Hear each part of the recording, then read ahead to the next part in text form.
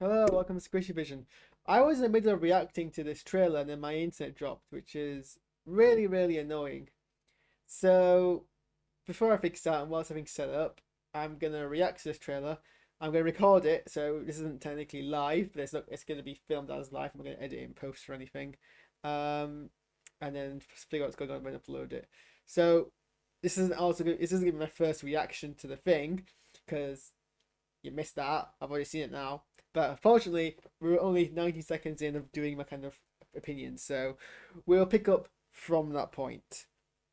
I also did some kind of brief chatter about what the film was about, my opinions, and can I be bothered with all that when I have any decisions to do? Probably not. Am I gonna do it anyway? Probably yes. This is the fourth film. Chris Hemsworth being the first MCU actor to headline, or rather, have a film that's supposedly a solo. It's been described as the first fourth. So, I also made a really good joke about how it's really hard to say four, but now you didn't hear that. This is the fourth solo, and the first fourth solo MCU film. Although actually, as we're gonna come to see, it's not really a solo film. But the point still stands. The first film would have like these character, focusing on a character. Yeah. So Thor's back. The Guardians are in this. It's not clear how much. Well, I didn't think it was clear how much they're in it. I got some thoughts on that now, but it's not clear how much they're in it. And Natalie Portman's Jane Foster is back first time since 2013, not counting the brief kind of voice and reuses of clips in Endgame. Right, that's as much as my introduction as I'm going to rehash. Let us just go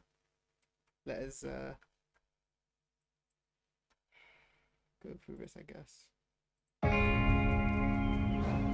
So I made a comment about how we're kind of continuing the whole Easter egg thing in the MCU in phase 4 of showing superheroes in traditional comic costumes. So we saw Wanda in traditional Scarlet, Witch outfit. We saw Quicksilver, Jesus Christ, Quicksilver in his traditional outfit, slipping down more than I was expecting to. We saw Loki, or rather, elder Loki, in that outfit, and we see Thor in this one. His hands were once used for, and this is probably his new updated outfit. Battle. Now they're but humble tools for peace. Which I think is a nice, cute thing. Like, yeah, he uses his hands to rebuild. It kind of refers back to the whole Odin thing about how the hammer is a tool and a weapon, even though we never see it used as a tool. But it's also a great shot, very Rian Johnson-esque. I love this shot. This is a great composition. I need to figure out exactly who I am. And that's the point. Figure out exactly who I am. And that's the point that Mesa cut out. So yeah, it's the mission statement of the film. I guess it's gonna be for soul searching and finding out his new place in the world. Which is, I guess, the only real direction for him to go after the end game.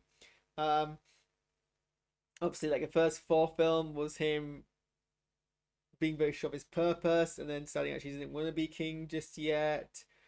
In the Dark World, he was happy with what he was currently doing, kind of fixing things, and then it's like Avengers Detour, and then in Ragnarok, I think his whole world got turned upside down. His dad died, his friends died, his whole planet died. He finally had to take his mantle as king, which is a nice kind of trilogy arc. But then obviously Endgame happened and everything kind of went to nuts. So this is kind of the natural place I expect his character to be in. His eyes are the same color. I don't know if that's gonna be commented on, because last time we saw it, he had a cybernetic eye. But at least they've still remembered to put some kind of scarring on there, so they haven't completely forgotten about that. Even though it was like quite a significant thing of him losing his eye. And the kind of electronic music that's Taika Waititi's made this film. And yeah, kind of visual gags like this. I'm gonna choose my own path. So we see the Guardians continue to do kind of, I guess, work, or maybe it's them on a mission to find Gamora, or maybe it's work helps follow them while they're finding Gamora. And Chris Pratt continuing to be kind of exasperated by Thor's antics. Live in the moment. But then either the same sequence with a costume change or a different sequence, but they're all kind of charging to the mission, and Thor's kind of just like, nah, not my deal, yo. Is my audio ducking turned on?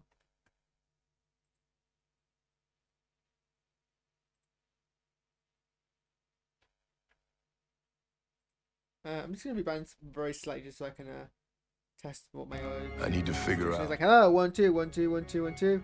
Okay, that's definitely ducking, but maybe I need to duck that a bit more. How do I make it duck a bit more? Is that any better? 1 2 1 2. I'm gonna choose my own path. We'll do it another time. Moment.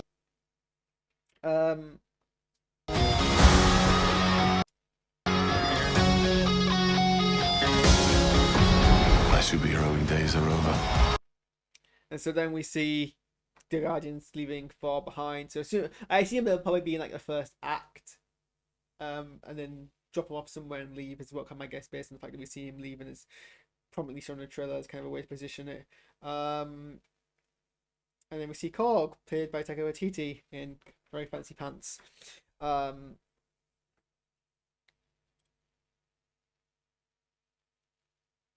So presumably, like, he trucks along with them and sides, and then it gets kind of be like a buddy genre-esque thing where Korg is kind of his sidekick for the entire film, which is gonna be great because it's Taika Waititi talking and commenting on all of Thor's things, which is great. We actually hear him speaking in this trailer, which is a bit...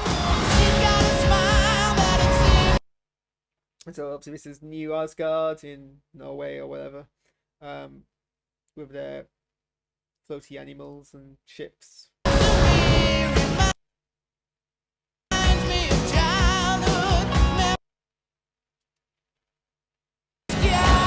That's another new kind of Thor costume.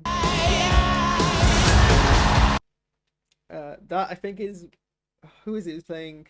Was it Russell Crowe playing Zeus or Zeus? Zeus. Who's also a character in Marvel, so he's gonna kind of be, I guess,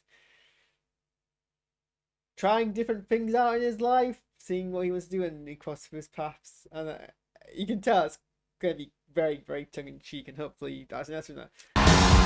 Taika Waititi does very, very well. So yeah, we've seen a kind of glimpse of the kind of new blue gold costume.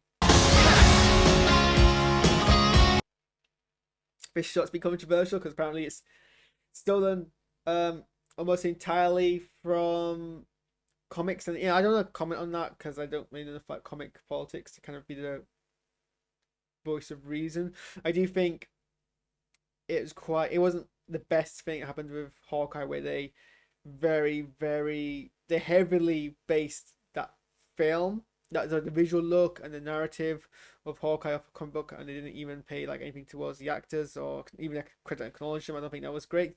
However, I think if this is like mostly a kind of, if this story is mostly just adaptive of Marvel's work and a few of the shots used are like references, that's fine. That happens in film all the time. Film's all about stealing other people's work, to be honest. So Remember what I told you? here's a new kind of shot of New Asgard. With Thor's apparently. Oh, like there's a whole bunch of fairies coming in, as well as a Thor ship. So fine, now a tourist spot, which I guess is great for the economy. You ever feel lost? Told you. And this seems to be New Asgard kind of politics. Published for wearing a suit. I don't know if I recognize any of them. Apart from obviously. You ever feel lost? Valkyrie, and then this weird fish guy. Oh, is that Morg? Morg? I can't remember his name now, but Korg's friend, who looks completely like annoyed. Just look into the And yeah, that seems to be, I guess, is it? Would it be Mount Olympus? eyes of the people that you love. And yeah, we see Groot, Rocket,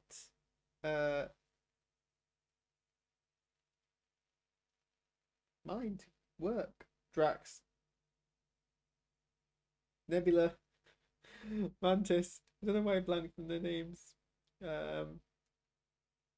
Also in this, Mantis has got something on her forehead.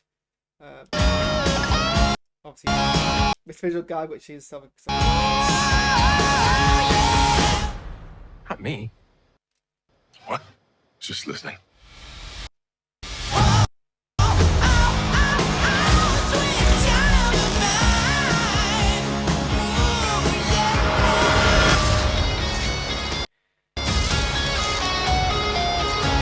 And here's a reveal of Natalie Portman as Jane Foster as Thor, with a clearly a repaired. It's the same Mjolnir. It's just been repaired. You can see the cracks in it. She's wearing the helmet and the cape and the armor, and you get no kind of. I mean, it seems to be on Earth because of the vehicles. I'm not sure if I can tell who the villains they're fighting are, but yeah, no context of how it's happening. I don't know much about the comic books, but I kind of want to go in not knowing to see what the film tells me. And that's coming out in 3 months' time. No date yet. So yeah, those are my thoughts on this. I'm not going to do any kind of post thoughts. Let's leave it for like the official trailer, and I'm going to do a sort of a reaction to Buzz Lightyear, or whatever Lightyear once I fix my internet, and then do my dissertation because that's what I should be doing. So yeah, thanks guys for watching, and I'll see you then. Oh yeah, those credits.